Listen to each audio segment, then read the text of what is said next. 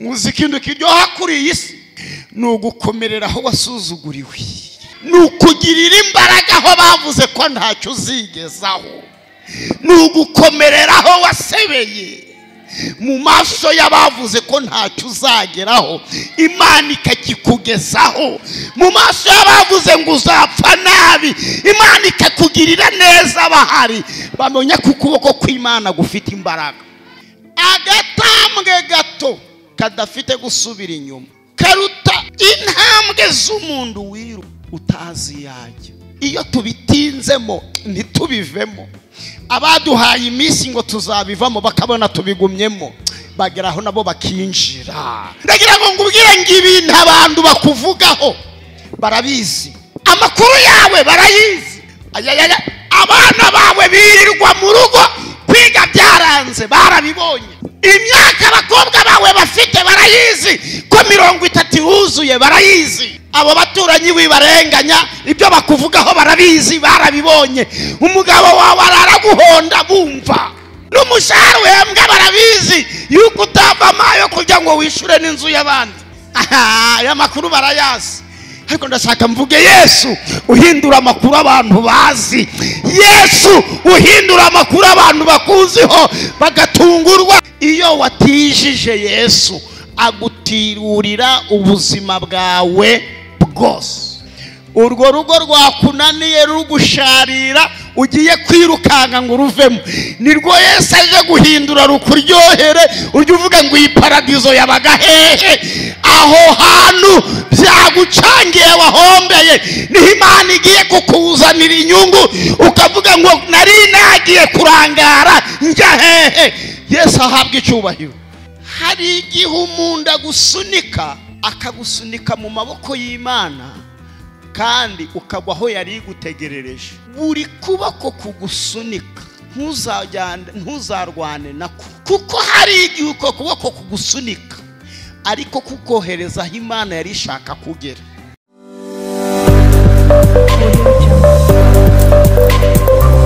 Urugero TV. Hanyuma Dawidi yica Goliyati, amaze kumwica byabaye ngombwa ko Dawidi akata igihanga cya Goliyati. Ndagira ngo mbabwire ngo Dawidi akata igihanga cya Goliyati, Goliyati yari yarangije gupfa.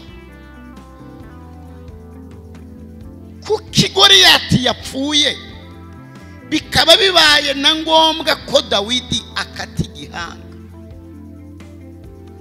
Umva impamvu. Ntushobora gusobanurira Abisiraheli ku mwana w'imyaka 16 yarwanye na Goliyati ufite icumu riterurwa n'abagabo 6. Ingabo Goliyati yitwazaga yaterurwaga n'abagabo 2. Ngo umbwire ngo umwana w'imyaka 16 ngo niwe wishe Goliyati, ntabwo wabibwira abantu ngo babyemere. Ariko kumubona ni igihanga cya Goliyati agiteruye, si ngombwa kwibaza aho barwaniye, si ngombwa kwibaza nuko byagenze. Icy'ingenzi ni uko amaso y'Abisiraheli ari babona icyo bita igihamya, igihanga cya Goliyati.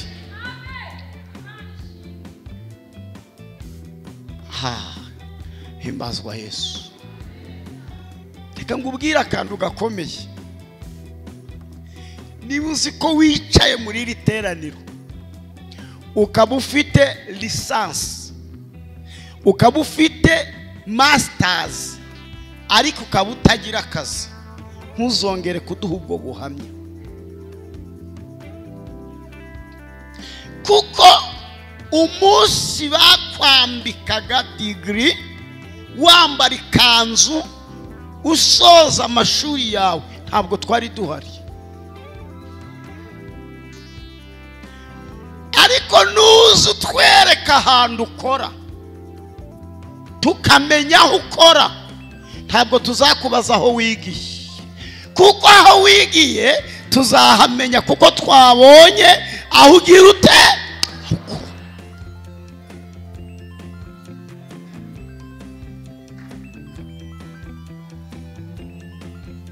nari mvuze ngo Imana ikuremera ubuhamya bufite.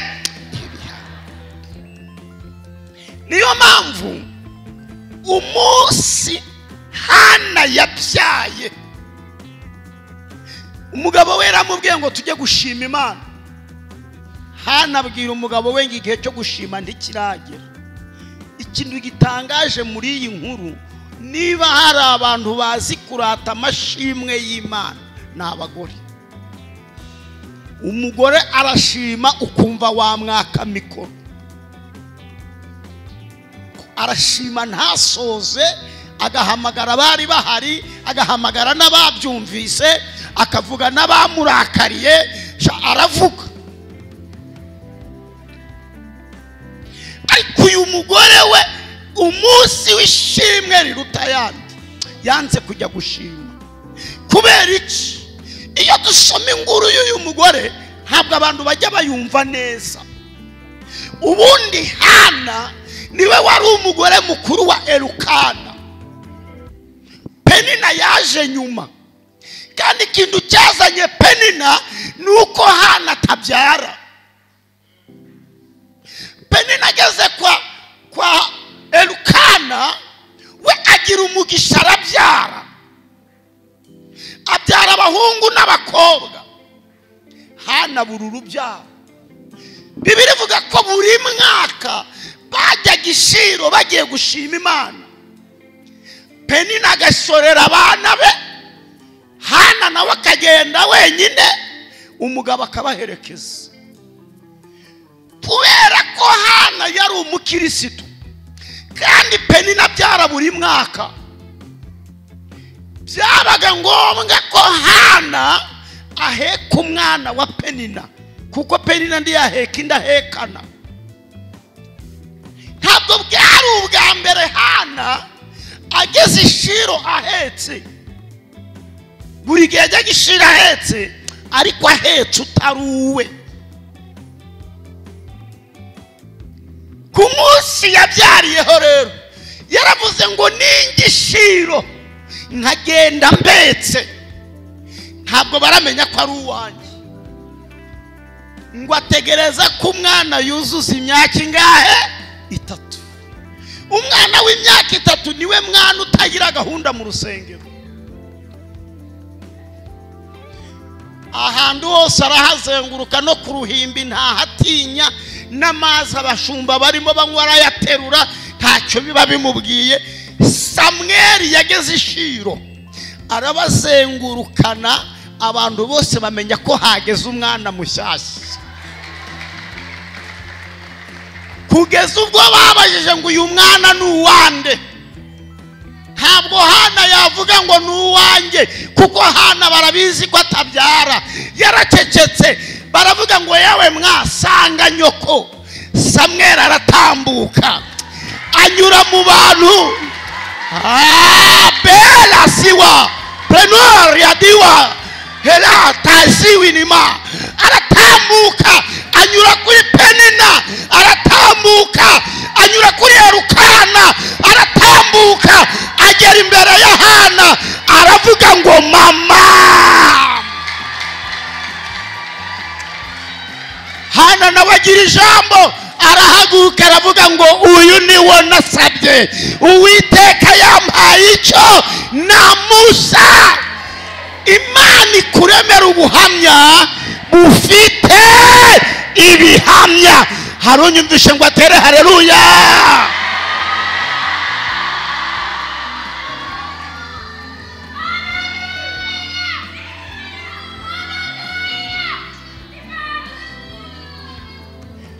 Uratubwira ngo wabonye perime, twari twakubona utwaye.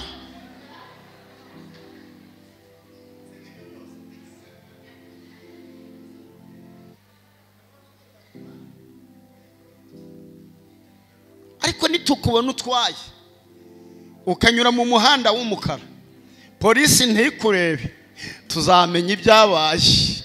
Imana ikuremera ubuhamya bufite.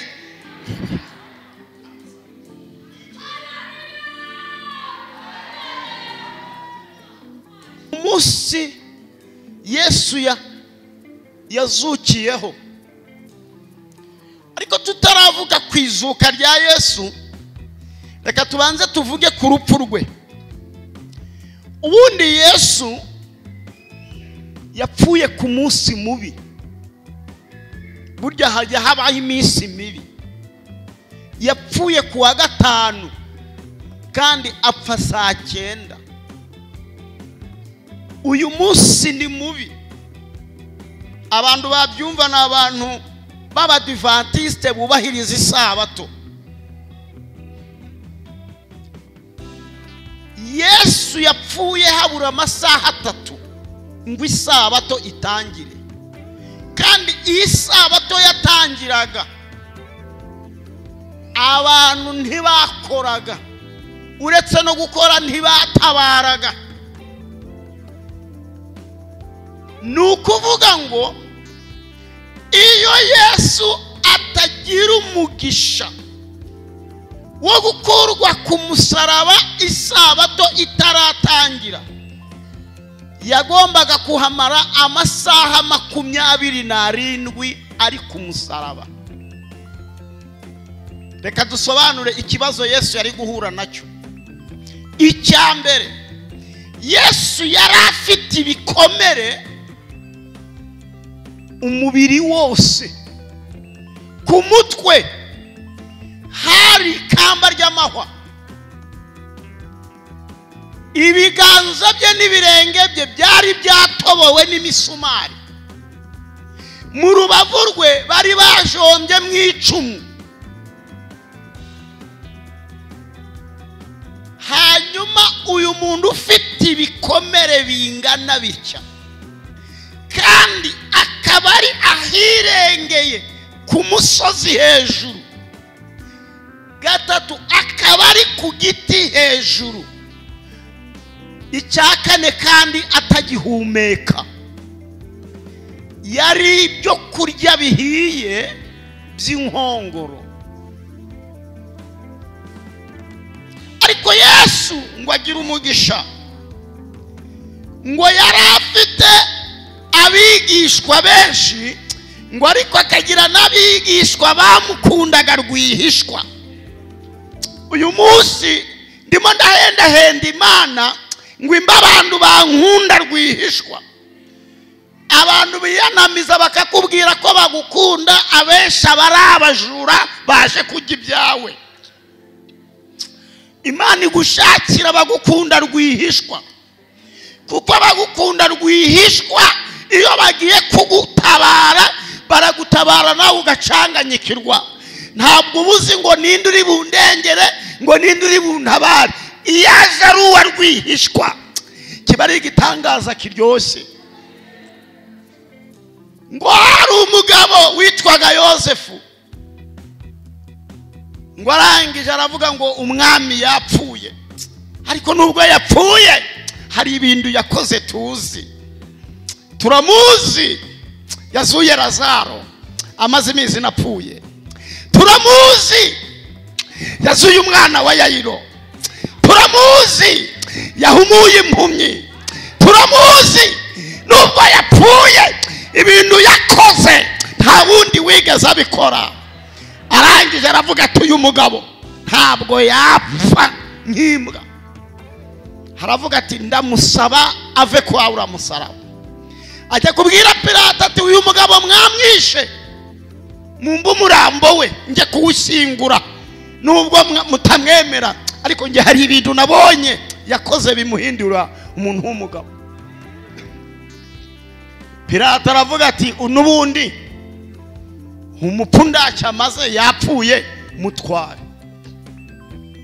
Umugabo ngo bamuha intumbi ya Yesu.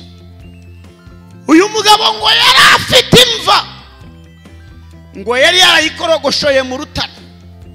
Aravuga ati umunsi napfuye niyo bazanshinguramo.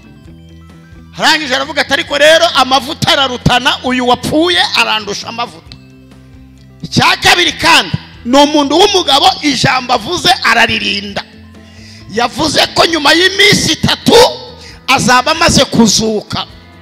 Aravuga ati none yewe nda kanseri ndwaye, nta diabete ndwaye, iyi mva yanjye ngiye kuyimutiza naba umugabo arantirurira.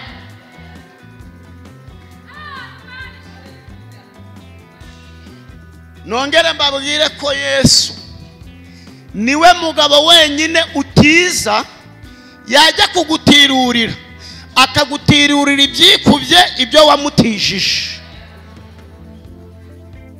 Hari umugabo uheruka kumutiza yitwa Petero, ngo yaraye ijoro ryose aroba ngo abura ifi n'imwe, ngo bukeye Yesu arahagera akazuba karashe. Yesu aramubwira ngo ntiza ubwato bwawe. Ngo Petero atiza Yesu ubwato. Ngo Yesu ajya mu bwato bwa Petero arigisha. Ngo amaze kwigisha ahamagara Petero aramubwira ngo ngwino ngusubize ubwato bwawe. Petero agenda agiye gufata ubwato, abugezemo Yesu aramubwira ati noneho rero ntabwo ubusubiriza yaho roba. Petero aramubwira ati nyakubahwa, twakesheje ijoro, twakubise hirya dukubita hino, uretse n'ifi habe n'umusundwe ntacyo twafashe. Yesu aramubwira ati njyewe ndavuze ngo roba. Petero atoya, baroba nijoro ku manywa ntibaroba. Yesu atoya, ninjye nyiribihe ndavuze ngo roba. Ndafashijwe n'ukuri kw'Imana. Petero aravuga ati ubwo ari wowe ubivuze, bikaba bitavuzwe n'amasenge, bikaba bitavuzwe na data wacu, akaba ari wowe nzi ubivuze, reka mbikore. Ndafashijwe. Ngo ajugunye urushundura, arangije afata ifi nyinshi arakurura, ngo inshundura zenda gucika. Umva igitangaza, igitangaza si ukuba nyinshi, igitangaza naho bazirobeye. Inyanja Petero yarayemo akabura ifi, niyo Yesu amusubijemo.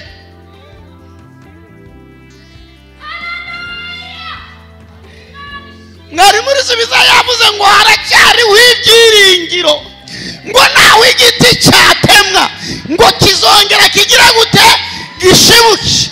Ndagira ngo ngubwira ngo aho igiti bagitemeye bakakicaraho, bakakirundaho ibyatsi, bakakihanagurizaho ibyondo, iyo gishibutse aho bagitemeye ni naho cyongera kikagira gute kigashibukira. Iyo Yesu yaje aho wamwariye niho Yesu akubahishiriza.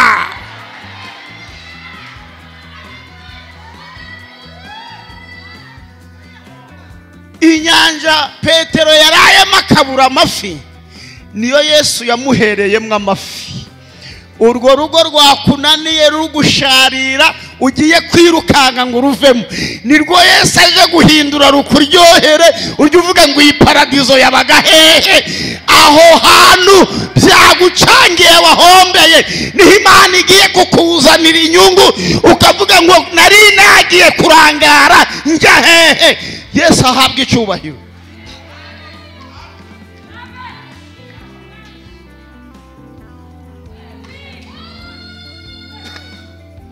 Gutiza Yesu.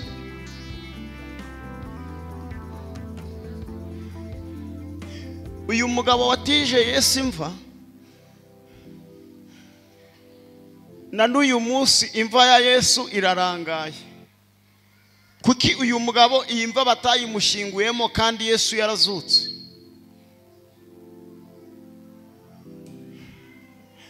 Ntabwo ushobora kubwira abantu ngo iyi mva ni ya Yesu kandi iri mu ndi murambo.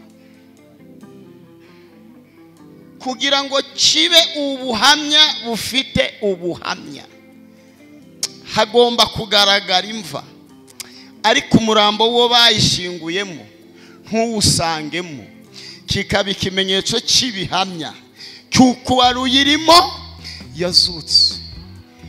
Buri muntu wese ujya muri Isiraheli mu mafaranga yishyura nayo kuzajya kureba imva Yesu bamushinguyemo. Ayo mafaranga atanga leta ikuramo imisoro yayo, asigaye akajya mu muryango wa Yosefu kuko yatijije Yesu imva. Na n'uyu munsi Yesu aracyamutirurira. Iyo watijije Yesu agutirurira ubuzima bwawe bwose. Yesu baramushyinguye, ngo bamara kumushyingura abafarisayo bagira igitekerezo, baragenda babwira Pilato ngo twibutse ko uriya mugome atarapfa, yavuze ko nyuma y'iminsi 3 azazuka, kandi twewe imyizerere yacu tuzi neza ko nta uzuka. Baramubwira ngo ikintu twavumbuye, twamenye ko abigishwa be bashobora kujya kwiba umurambo we, bamara kuwiba bakabeshya ko yazutse. Babwira Pilato ati none igitekerezo twagize, duha abasirikare tujye kurinda imva ya Yesu batamwiba. Pilato akora ikosa,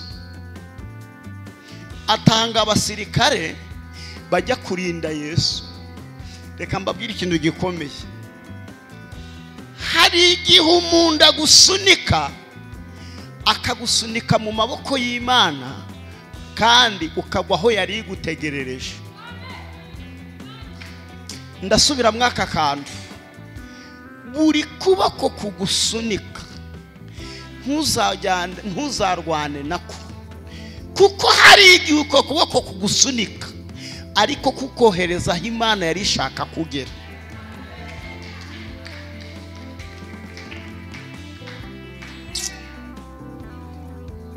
Umva ikosa bakoze. Iyo Yesu azuka, hari abigishwa be nta gaciro byagombaga kugira. Kubera iki? N'ubundi abo bagabo mvuze baramwemera, banaramukurikiye, ariko kuzuka hari abasirikare b'abanzi ba Yesu, akazuka hari abasirikare batumwe n'abafarisayo, bihesha agaciro umuzuko wa Yesu. Iyo umuntu akwamamaza muziranye nta gaciro bigira, ariko iyo umuntu akwamamaza atakwemera bigira agaciro. Yesu muzi ikintu kiryoha kuri iyi si, ni ugukomerera aho wasuzuguriwe, ni ukugirira imbaraga aho bavuze ko ntacyo uzigezaho, ni ugukomerera aho wasebeye mu maso y'abavuze ko ntacyo uzageraho, Imana ikakikugezaho.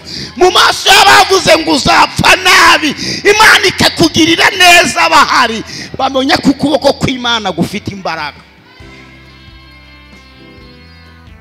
Icya gatatu cyabaye gikomeye mu rupfu rwa Yesu no mu kuzuka kwe, ni isaha Yesu yazukiyeho. Bibiri avuga ngo mu rubungabungo butaracya, mu gitondo cya kare kare nibwo Yesu yazutse. Kuki Yesu yazutse aya masaha? Abasirikare bamurinze, mwibuke ko baraye ijoro barinda Yesu. Iyi saha haba hari umuyaga ku buryo utabona ibitotsi. Bivuga ngo Yesu yazutse, abashinzwe kumurinda bose bari maso. Ntawabwiye undi ngarazutse ngo ndavuge ngo ntabyo nabonye. Bose bari, umuhungu azuka bose bareba. Ngo amare kuzuka bararebana atarazutse. Undi nawe ati arazutse. Undi ati nawe urabibonye? Ati ndabibonye arazutse. Bati tujye kubwira ba databuje baye. Baragenda babwira bashebuje bati mwabagabo mwe, twarinze umugabo utarindwa, azutse tureba ibyo yavuze arabishohoje. Barababwira ati niba mwese mumubonye, icyo tubasabye mwe mugende mwamamaza ko bamwibye, ntimuvuge ko yazutse. Abahungu barababwira ati muramenye nituvuga ko bamwibye ejo muzadushyiraho icyaha mutwice. Barababwira toya, mwebwe ahubwo mugende mwamamaze ko bamwibye, turabaha amafaranga.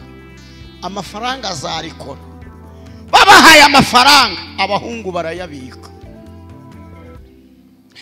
Ngorera ku muntu kwicaye iruhande, umumubwirire ngiyo Yesu yazutse, uhembwa igihe kitaragera. Muhumurize, muhumurize, muhumurize, muhumurize, mubwire ngo umuzuko wa Yesu utuma abantu bahembwa igihe cyo guhembwa kitaragera. Abasirikare bafashe kashe baragiye. Uwabonye amafaranga rero aba yabonye amafaranga. Ngo agere mu rugo abwira madamu ati ahantu hose uzi ko wafashe ideni uraryishyura. Kabiri, cya gitenge wasabye singikugurire, uyu munsi urakigura. Ikindi wari ukeneye hajya niki niki niki, hajya nihe bagutumiye mu bukwe ngo tubatwerere. Umugore ati mugabo wanjye kwigihe cyo guhembwa kitaragera, niyo wahembwa aya mafaranga kataboneka, ayo mafaranga wayakuye he?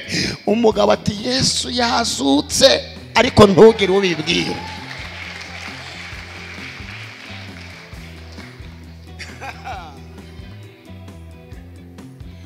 Noneho rero igitangaje, ahaye umugore amafaranga ngo ajye guhaha, kandi abagore bose barwaye indwara yitwa guhaha. Ikindi ataguze nuko abatayafite. Aragiye arahashe, muzana kanaka, muzana kanaka, muzana kanaka. Umucuruzi ati niko konzi neza ko iwanyu iki gihe mutarahembwa, aya mafaranga mwayakuye hehe? Umugore ati Yesu yazutse.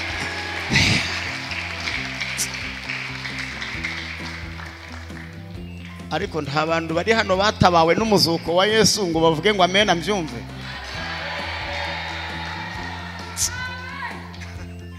Umuzuko wa Yesu waduhesheje agaciro. Umuzuko wa Yesu waduhaye ijambo aho tutari kugira ijambo. Umuzuko wa Yesu, Yesu ahabwa icyubahiro.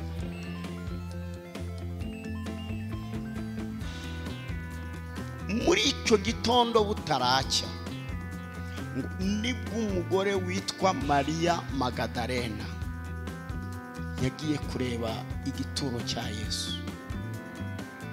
Ndashaka guhanura amagambo akomeye. Ngo ageze ku gituro cya Yesu, ngo asanga igituro kirarangaye. Arunguruka mu gituro, ngo abura umurambo wa Yesu. Agenda yiruka,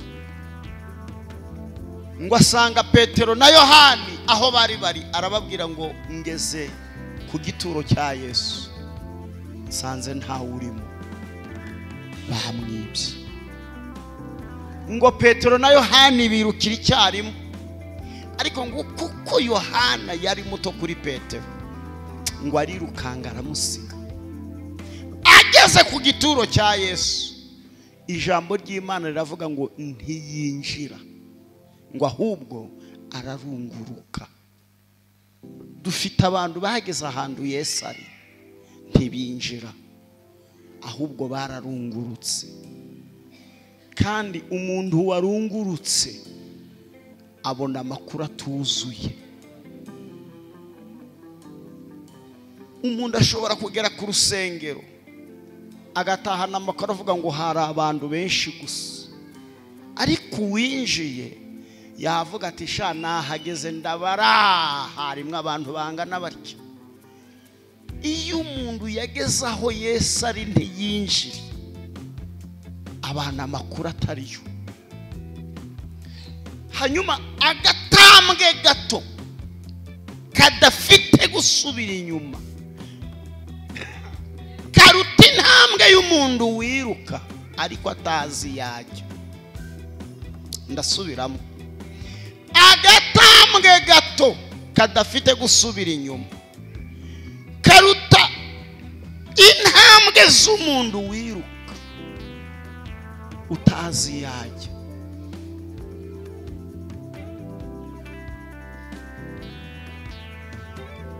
igihe umwana yiruka bakamwogeza, kubera kumwogeza cyane akarenga iwabo. Petero agenda yitonze mu ntambwe z'abasaza, ngo arangije nawe arahagera. Bibiri avuga ngo ahageze anyura kuri Yohana, we arinjira. Umuhanga yaravuze ngo kugenda mbere siko kugerayo. Umuntu ashobora kwirukanga cyane, wowe ukagenda buhoro ariko ntuyobe inzira, ukamutanga kugera iyo mugiye. Ngo yinjiye, ngo abona imyenda Yesu yarazingazingiwemo, ngo arebye iruhande, ngo ahabona n'ikindi gitambaro kizinze. Yesu ashimwe, Yesu ashimwe. Bibiri avuga ngo Yohana abonye ko Petero atinze, ngo nawe arinjira. Iyo tubitinzemo ntitubivemo. Abaduhaye iminsi ngo tuzabivamo bakabona tubigumyemo, bageraho nabo bakinjira. Yesu ahabwa icubahiro. Ngo nawe yinjiye, ngo abona cya